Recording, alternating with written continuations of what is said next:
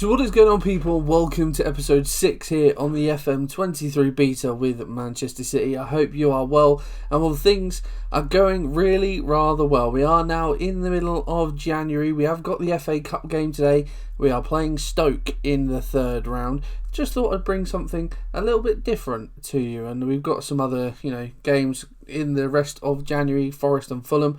We've beaten those two, I think, combined 11-0 so far this season, so hopefully we can produce something similar. But what I thought we would do today is play this Stoke game, and then, depending on when the next round is, maybe play that, or we'll just do the January window as a whole. We'll sort of see how long it takes. But yeah, we've already turned down a couple of big bids if we hide some inactive deals. Spurs came in for Nathan Ake, 38.5 million. I said no. Real Madrid bid 100 million for Rodri, and I said no. We loaned someone out, Sarmiento, came back from a loan. We've sent him back out on loan as well. Forest are on the verge of signing one of our young strikers. I'm looking at getting this guy in on a free transfer. It just looks like he's got a little bit of something about him. Free agent this summer. Just thought, why not? Came up on the scout report. Igopozo is someone that's leaving us in this window as well. We've got 27 million.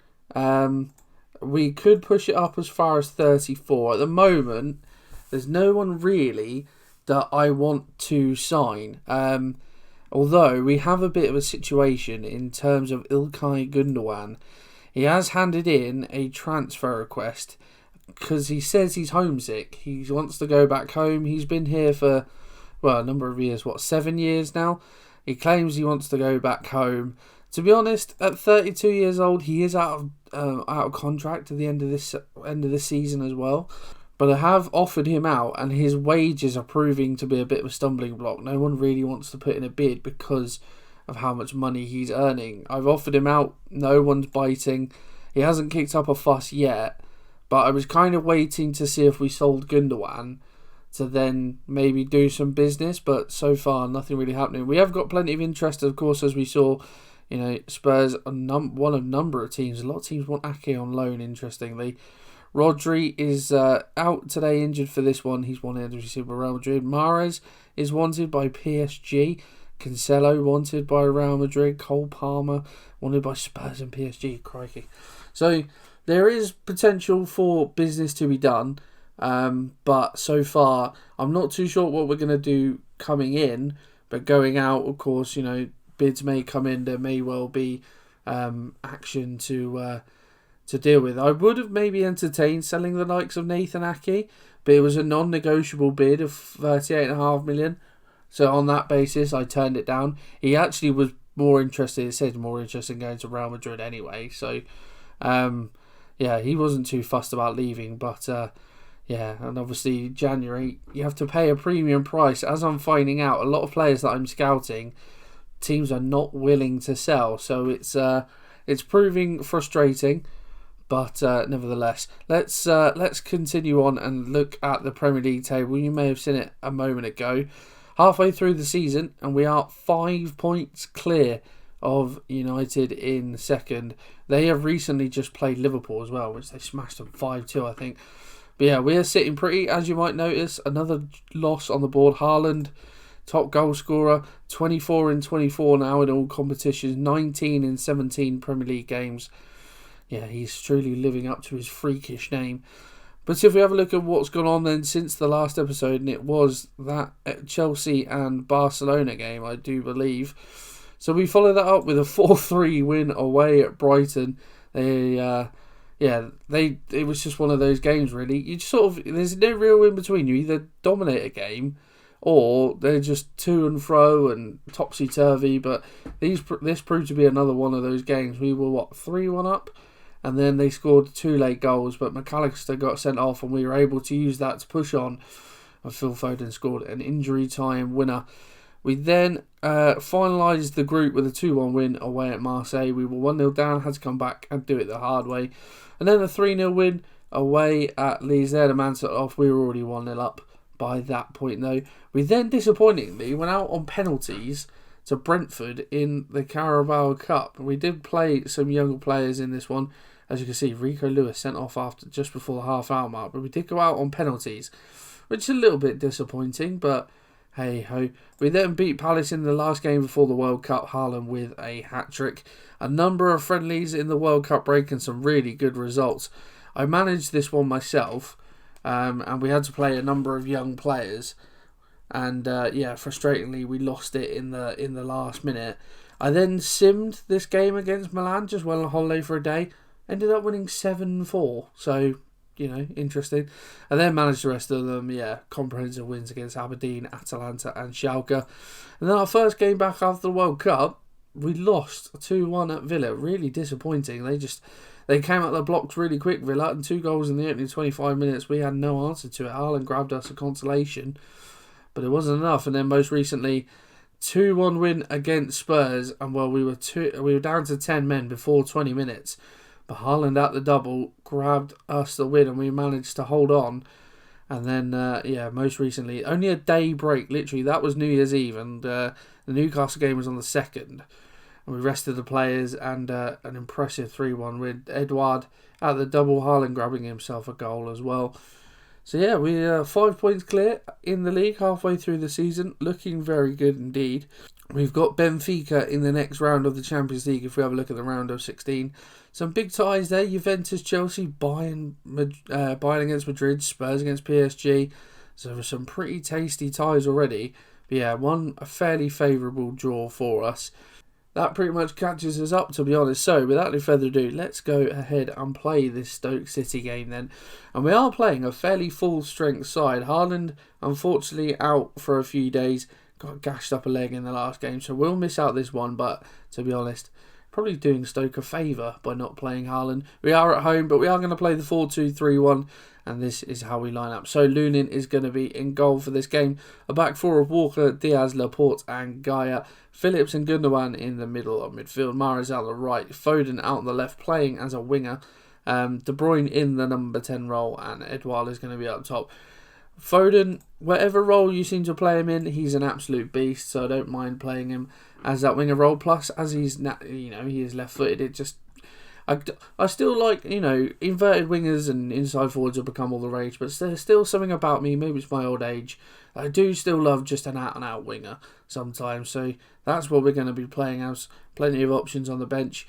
Towards the end of that stint before the World Cup, we were really, really struggling in terms of fitness. Lots of players had to go on holidays. We were playing some really interesting squads, lots of youngsters having to be involved, but we finally seem to come back, come back, I can't even think of the word, come out the other side of it basically. Josh Laurent there, playing for Stoke, a little one close to my heart, heartbroken to see him leave Reading, but there we go. Let's show everyone that our praise recently has been justified. We always want to keep playing well, of course. So let's switch to the 2D while we were playing offline, but we will switch back to the 3D in the pouring rain here in Manchester. But hopefully this will be fairly comprehensive. But as I was saying, sort of the fitness issues were proving a real concern, but now the season is pretty front-loaded, as Bursic does really well there, actually, coming out of goal. This season obviously very sort of front-loaded with the World Cup break, but now that Gaia has picked up a knock. Now we've got past that. I should have shown you that actually. England lost the World Cup final, disappointingly. We're just going to bring Cancelo on to play in that left back role. But yeah, England lost the World Cup final to Portugal 1-0, really disappointingly. Although if you see the team we played in that final, it was not surprising that we lost really. But some teammates, we've got the likes of Ruben Diaz, Bernardo Silva, Portuguese, playing against the likes of Phillips went to the World Cup, Stones went to the World Cup, Foden was there, so teammates would have been playing against each other. I didn't actually check the full tournament out, I just checked the final.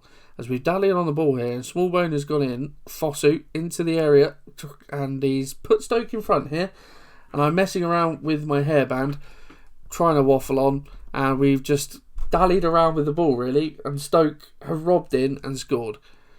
Let's see this, we're just fannying around with the ball. Smallbone does really well. Walker a little bit out of position, and Fosu It does really well. Scores, goes across Lunin. Yeah, I'm going to make this up. We're also going to tell the boys to fire up. We have continued to play the 4-2-4 in most games, and I have made one slight tactical change to that formation as Gundogan knocks in. Mahrez is there, and I thought it was going to fall to Edouard.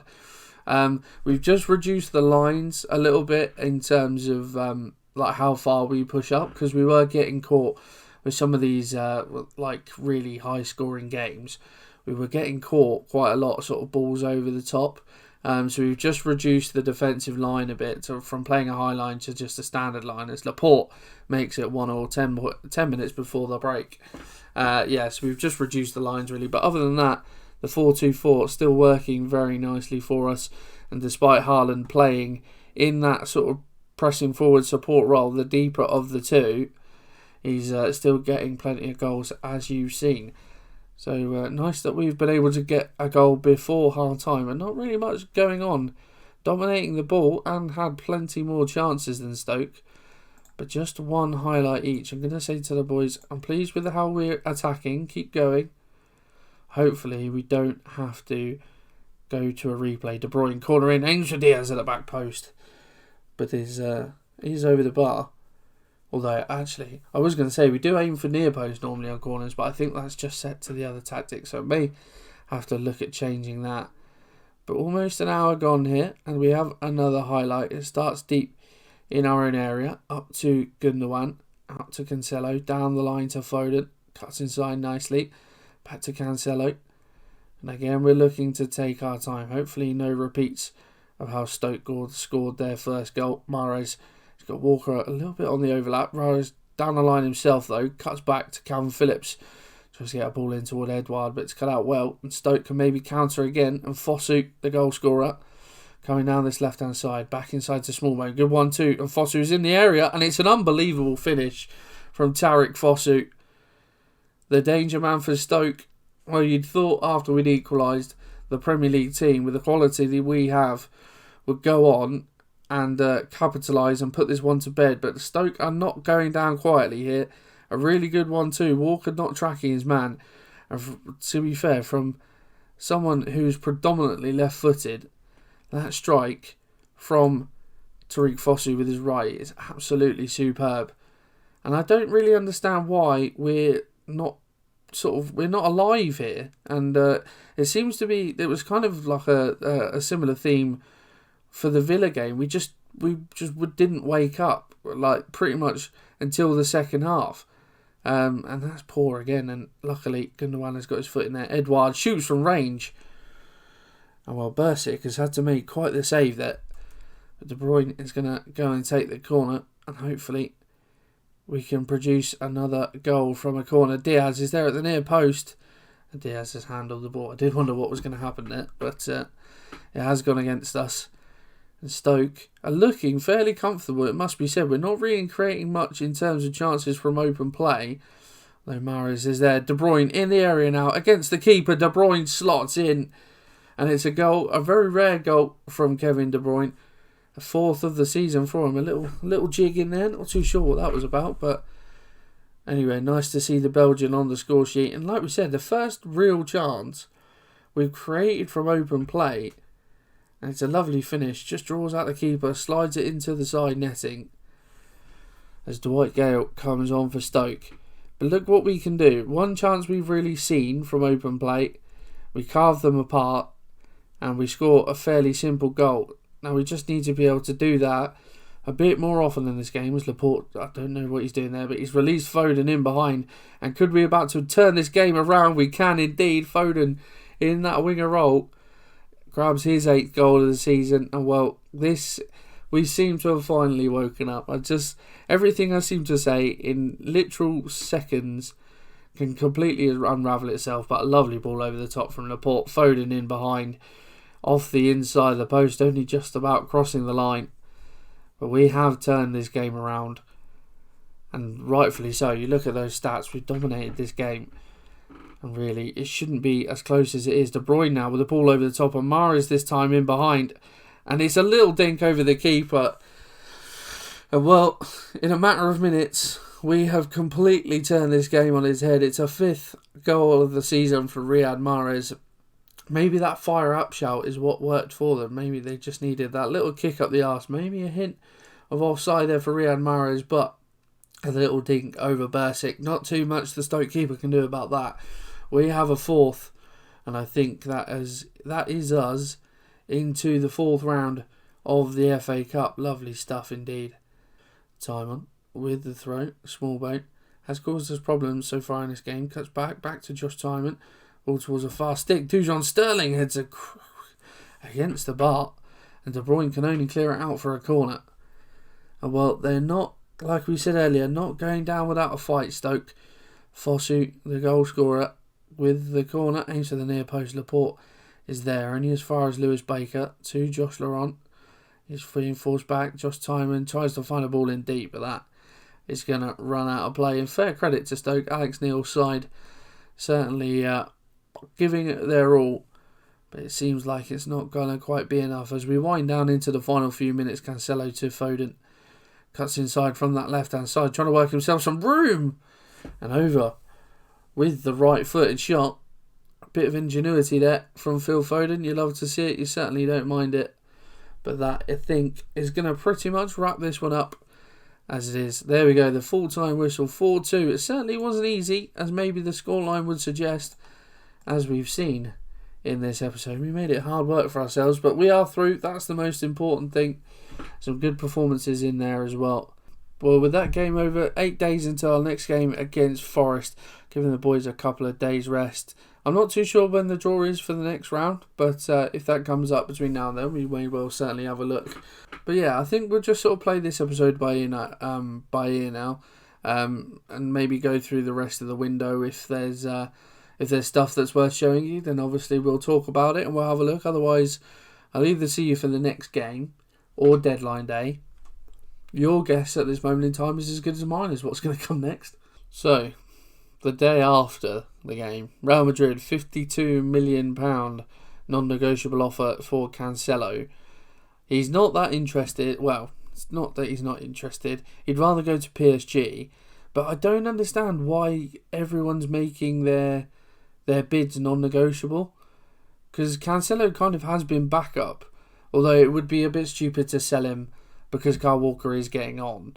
But even then, if I was going to sell him, I'd want more than 52 million. So these clubs really don't know how to barter. I'm going to reject this, and we're going to agree to sign that youngster from Villarreal, Thiago Graunik. Just a punt. We probably won't see him, to be honest, but he's got potential makings. As an attacking midfielder, he's got. If you have a look. Passing and vision, decent already. Got a nice little bit of flair. Decision making's pretty good. Not too bad in terms of physicals, can definitely improve. But there was some, base stats there. So I thought, on a free, why not take a punt? Signed a scout from Chelsea as well. But any more bids or anything like that, we will let you know. Like this is some sort of company. Right. PSG have bid for Cancelo, 45.5 million. Again, it's a non-negotiable bid though. He's incredibly interested in speaking to them, so if we say no, likenesses, he's not going to like it. But I'd want more. I want like 70 million to sell him. So, I'm going to risk it. I'm going to say no. He hasn't kicked up a stink as of yet. And I'm waiting for it. There we go. Wants to discuss his future. Right, let's ask Bernardo Silva to have a chat with him, his fellow compatriot. He's not having it. Right. Ciao, what are you talking? We need you for the immediate future, not replacement. I really want you to stay.